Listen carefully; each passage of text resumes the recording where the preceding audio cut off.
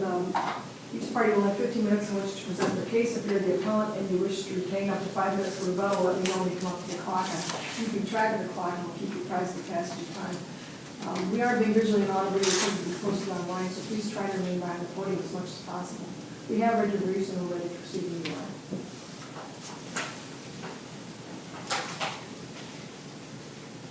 Thank you, Your Honors. I'm Kenneth Gibson. I'm here on behalf of the appellant.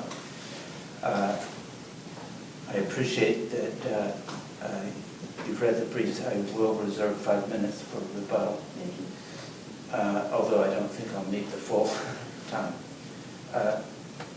This case arose on a motion to terminate spousal support. It was a 28-year marriage, and spousal support was in an indefinite period. The case came on for a hearing before the magistrate. The magistrate made certain factual findings and overruled the motion. It was then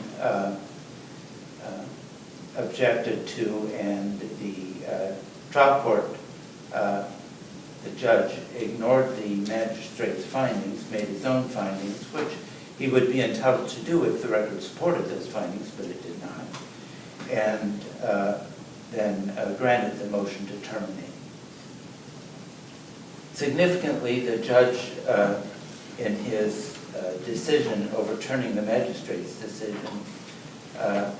identified which statutory factors he felt were most relevant. And of course, you review it under an abuse of discretion, but if the judge made erroneous factual findings as a basis for his ruling and also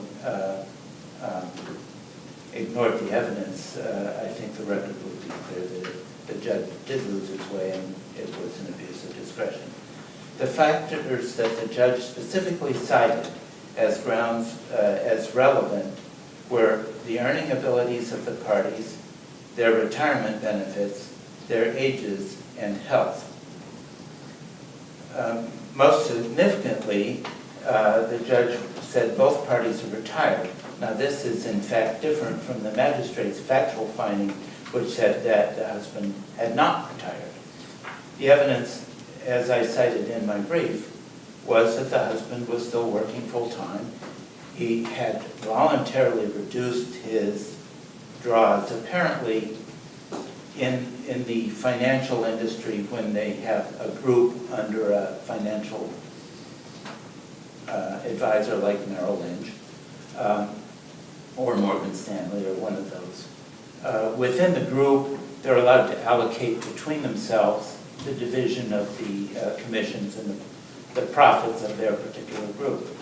What happened was that the husband had historically had the bulk of that and then had reduced it to 50%, and then he reduced it to 10% on a voluntary basis. He was still working full-time. He was responsible for the major clients of the group, we felt that the fact that he had voluntarily entered into an agreement to transfer a substantial portion of his income to his son did not affect his earning ability. He was still capable of earning the same amount as he had historically earned. There was no evidence that he had lost had any diminished capacity or any inability to continue to work. In fact, the evidence was he was in the office 8 hours a day, every day of the week, working in the same capacity as he had worked before. Okay, so the earning ability factor was wrong. The judge said that husband, his present earning ability is nowhere near his prior ability. There's actually no evidence in the record that that's true. He went from 91% ownership to a 9% ownership. And there was, I think, an interim step where he was somewhere in the middle. But there's nothing in the record to show that his income dropped as a result of that succession plan with his son? Oh, no, that is, in fact, He made an agreement with his son that his son would receive the bulk of his income. Does that equate to a reduction in his earning ability? No, because it was an agreement that he made on a voluntary basis, which he didn't have to make, and there was no evidence that there was any reason other than his desire to have his son succeed him in the... Is it your contention then that as long as a person has an ability to earn, they have to keep working? No, Because he was not about at all. 70-something at the time, right? So. Well, that's actually another mistake that the judge made. He said that the husband should be able to retire at age 70, but he terminated spousal support effective when the husband was 68. Okay, he had the husband's age wrong by 2 years. Well, even 68, I mean, I guess what I'm asking is, as long as you have a relative earning ability and a way to make money, is it your contention that you should have to keep working as long as you have the ability to pay spousal support? No, not at all. He could have retired. And if he had retired, his earning ability would no longer be a relevant factor because he had retired. So he would have had to just cut it off and walk away? Well, I mean, I'm asking if there's a difference between like a gradual retirement and a retirement. I mean, sure, I'm an example of that. But the circumstances are such that he was working 8 hours a day and doing the same job. It wasn't like he was easing his way out the door. He was in there every day working full-time, caring for the major clients of the firm, which he testified wouldn't stay if his son was in charge. Okay? So he elected to continue to work. So his earning capacity was in fact equal to his prior ability, contrary to what the judge indicated. He could have retired, but he did not. And there's no evidence that he, in fact, retired as opposed to continue working. There's another mistake. The judge cited specifically the retirement benefits of the parties. The evidence in the record is that the husband's retirement benefits continued to accrue because he continued to work after they had made an equal division. Wife's retirement benefits, she was not able to continue to accrue them in the same manner. His retirement benefits, therefore, were substantially higher at the time of the termination than hers. So this factor doesn't support his decision. However, it's also indicated in my brief that the retirement benefits, the judge didn't actually make any findings as to what those retirement benefits were. He didn't even make any findings as to what husband's actual income was from all sources. He picked out a little piece of husband's income, which the magistrate found in her findings that it was 15% of his typical income. And the judge said, well, because that 15% went down, I'm going to say that that's all his income. Well, he had other income, and the judge indicated that his income was something on the order of $48,000 a year. Well, his income to date, as of the May hearing, on his income statement from the employer was over $115,000. He, in addition, and all of that is after the effective date of the termination of the support. He, going forward, is going to have substantially more income. Even if he had retired and you took earning capacity out of the equation, and his actual income going forward would have been substantially more than wife's. He had deferred compensation, which the judge just said, oh, well, that's deferred compensation, I won't have to count it. But was there deferred compensation that they split back in 2002 when they divorced?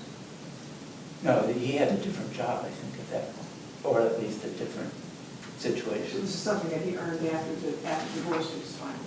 Yes, yes. And the deferred compensation consisted of two parts. And the two parts of the deferred compensation was for over $40,000 in one part and $60-some thousand in the other part with respect to that. In addition to his $48,000, he was going to have substantially more Social Security than her when he retired because he had made greater contributions. You know, the overall circumstance, even if he had just retired, the judge erred in terminating spousal support as opposed to just modifying it, because the circumstances were still substantially one-sided if you considered all the spousal support factors. The thing that seemed to influence the judge the most was the fact that this fellow had had treatment for cancer. And, you know, while that's regrettable, there was no evidence that that treatment that he had had, which he didn't know whether it was going to be successful or not. It was some kind of program, and then they said, well, we'll know in a year whether or not you're completely cancer-free or whether or not you're going to have some further treatment. But the bottom line was there was no evidence that it impacted in any way his ability to work, his desire to work, his plans, you know, any of that. You're in your rebuttal time. If you'd like to Okay. continue, you may. No, that's it, yes.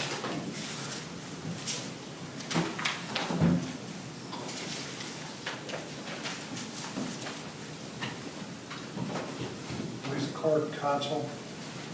I think there's a few things that both sides agree with, and primarily that is the review has to be this for one of abuse of discretion. The court has to determine whether this court's decision is unreasonable, arbitrary, or capricious, and whether there's some credible evidence supporting the court's decision. Counsel made a statement that he felt that the court ignored the magistrate's findings. I would disagree with that. I think the court considered those findings. I also think the court did what it was required to do under the rules, and that is to make an independent review of the facts and make its own findings based on what he had determined. The argument set forth by the appellant is that the court lost its way because of the statement that that husband was retired, that he was 70 years of age. I submit, as I argue in my brief, that I think you have to read all the findings in conjunction with one another, because that, I think, makes it very clear that the court was well aware of the situation that existed. What we had was a gentleman who was, at the time of the hearing, was 69 and a half. The support was terminated as of December 31st, 2016. He turned 69 in January of 17. So it was actually the first month that there was no spousal support. He was 69 years of age. He turned 70 in January of 17. The hearing in this case was mid-2017 as well, and I think the court's final decision wasn't filed until November 28, 2017. So although I would agree that at the time of the hearing he wasn't 70 years of age, there was testimony that he explained, the husband explained, that he was in this transition phase with his son to try and keep the business up and running and to keep clients, which he had had for years, in the fold and in the business for the benefit of his son. There was also testimony that had it not been for that, he would not be working in 2017. There was substantial evidence that his income was reduced because of the 91% and 9% change in the Fuller Group. He was no longer the CEO. He was no longer running the company. They had hired another person in that group to do some of the work that he was no longer doing. He was there mainly to keep the old clients, the money clients, there and to prevent them from, hopefully preventing them from leaving and to transition them to his son. The fact that he went in every day does not mean he did the same job. I don't think he was doing the same job. He was there, again, as a liaison to try and transition these folks to his son. Did the board have documentation on this reduction in earnings? There Is is. that part of the record? I don't believe it's part of the record. There was extensive testimony and cross-examination about that. I was not trial counsel, but in reviewing the record, I do recall that it was substantial cross-examination concerning that issue.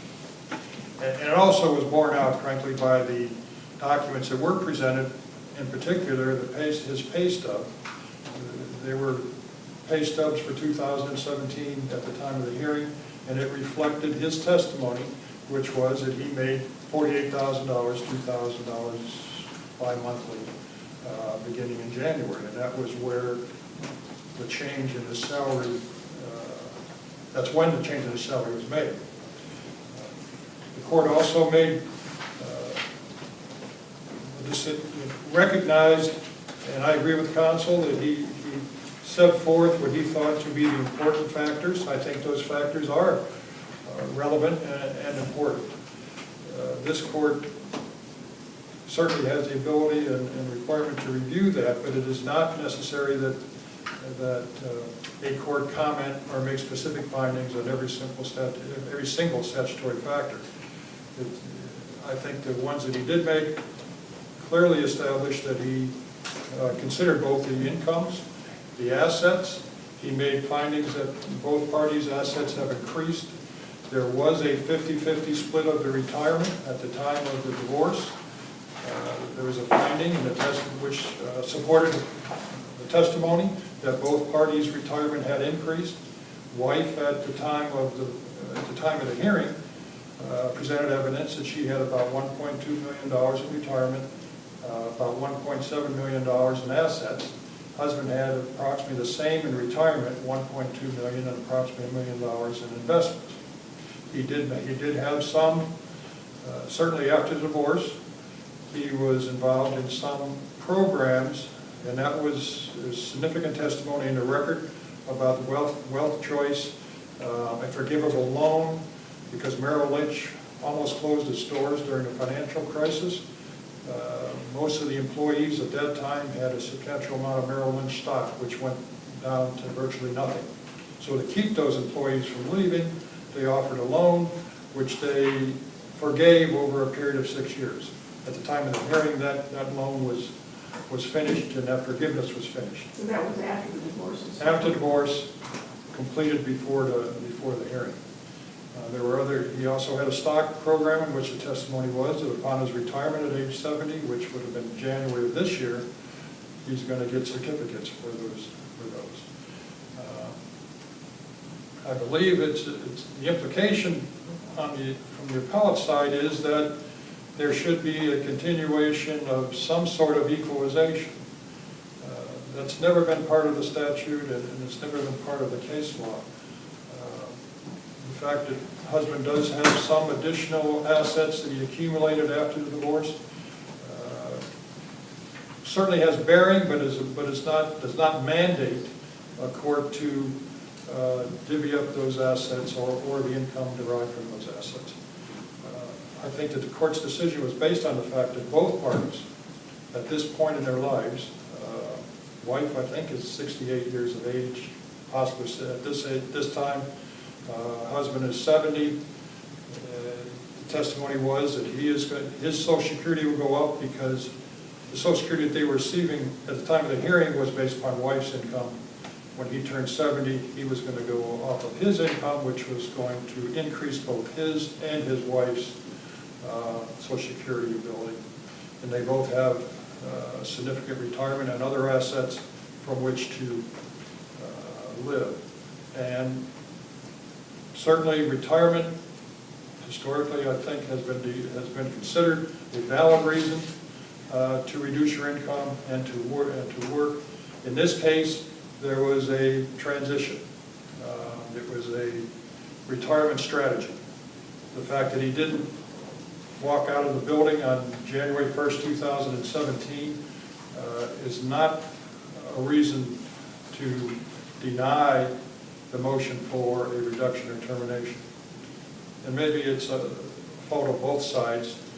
In our briefs, we constantly talk about the fact that there's a termination of spousal support.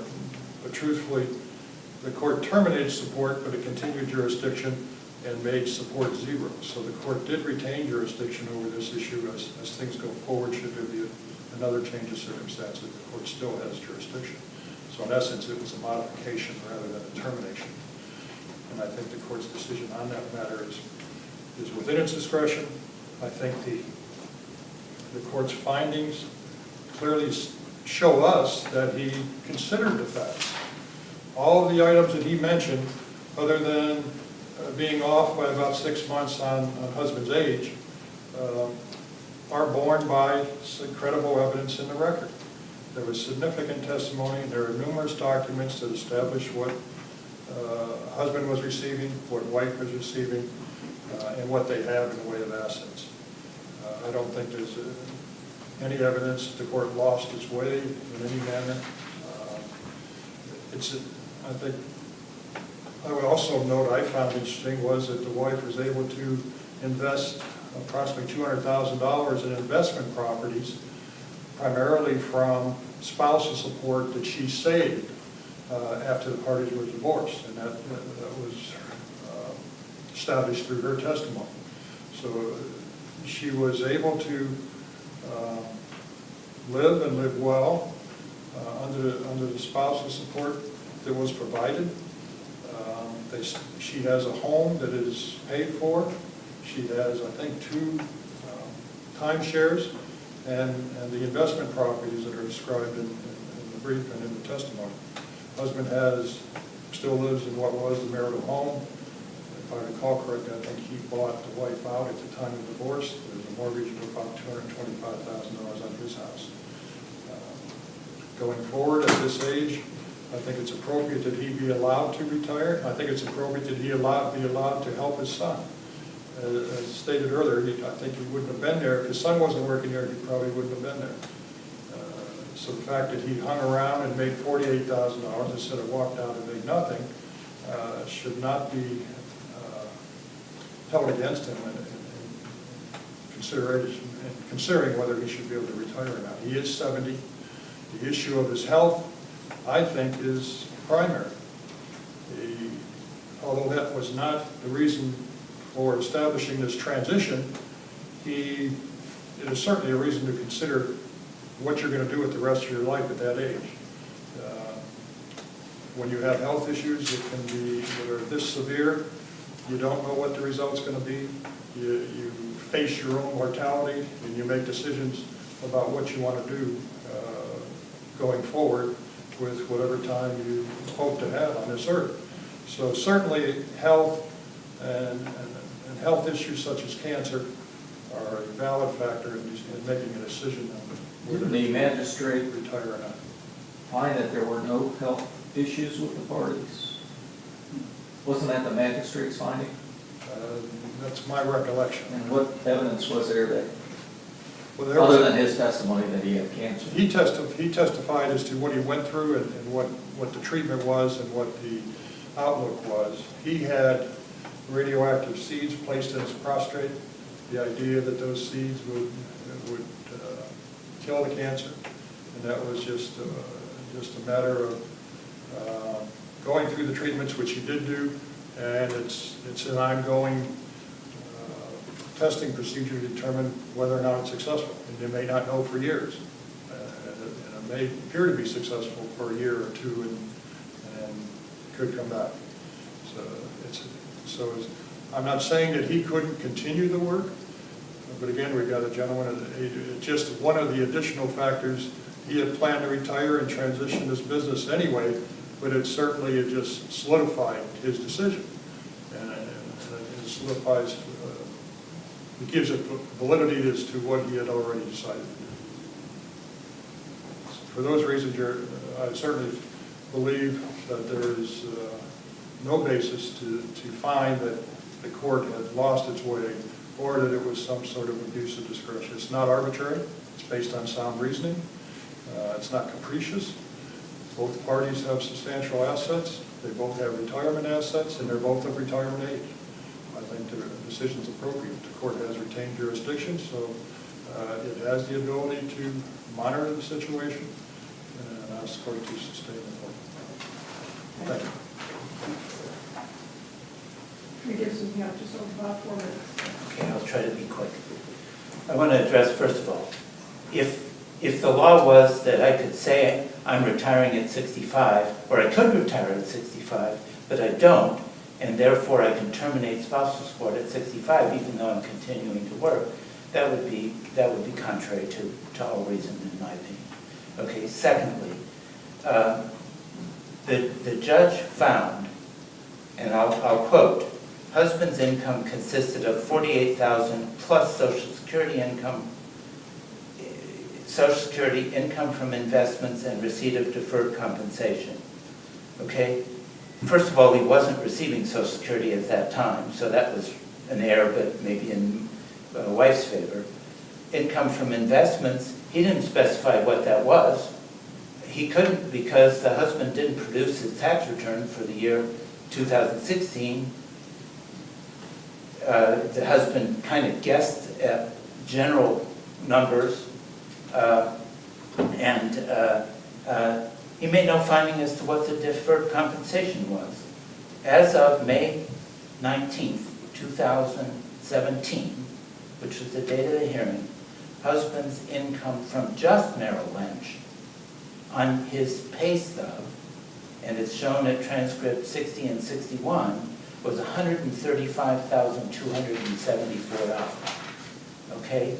Wife's income had never exceeded the $24,000 that had been imputed to her as far as earned income, and there was testimony that she did have some non-employment income through her investments, and that was in the transcript. The judge didn't make a finding as to what that was, but I've set it out in the briefs that it was not nearly comparable to what his income was. His income is going to go up when he retires because he's going to get a lump sum payment on these deferred compensation plans. The lump sum is going to be $350-some thousand in one and $70 or so thousand of another. That's all income that has to be considered going forward. Wasn't the other side arguing that the court retained jurisdiction to... How can I come back and say, well, the circumstances have changed, when the judge made such an ambiguous finding that he had deferred compensation in investments but never found the amount? The deferred compensation from the investments, were these investments that he made after the divorce? The deferred compensation was money that he did not take as income. You know, it's deferred. They were programs and they were earned after the divorce, but they're still income when he gets it. Income under the court's rules as far as Johns versus Johns, for instance, income for federal income tax purposes. You know, this is all income. And with the judge's finding that, well, his income now consists of investment and deferred compensation, it's going to be impossible to come back and prove that there was a change of circumstances based on a reservation of jurisdiction when he didn't make findings. There's no findings supporting what the judge did here. Now, when you retire, your actual income is still going to be considered. It's still a factor. Income from all sources. Maybe earning capacity then becomes irrelevant. But actual income, as going forward, his is going to be substantially greater than hers. And the other spousal support factors that the judge cited, the age, it wasn't just a 6-month error, it was a 13-month error. You know, the health decision, he seemed to imply that the husband had this debilitating health situation, and the magistrate expressly found, after listening to the evidence, that wasn't debilitating. It was just merely a health condition, and it shouldn't be weighed in the offenders. Yes, he can retire, he can do that, but it just isn't there. Finally, I just rest on my brief with regard to the third assignment of error. I didn't get a chance to address it, and I don't have time. Thank you. Thank you both for your Anything presentations else? today. Pardon? I just was asking if there's any questions. No, again, thank Thank you you. both for your presentation. The court will take the matter under advisement and issue a written decision which will be available both sides as well as posted to our website and the execution. Thank you very much. Thank you, gentlemen.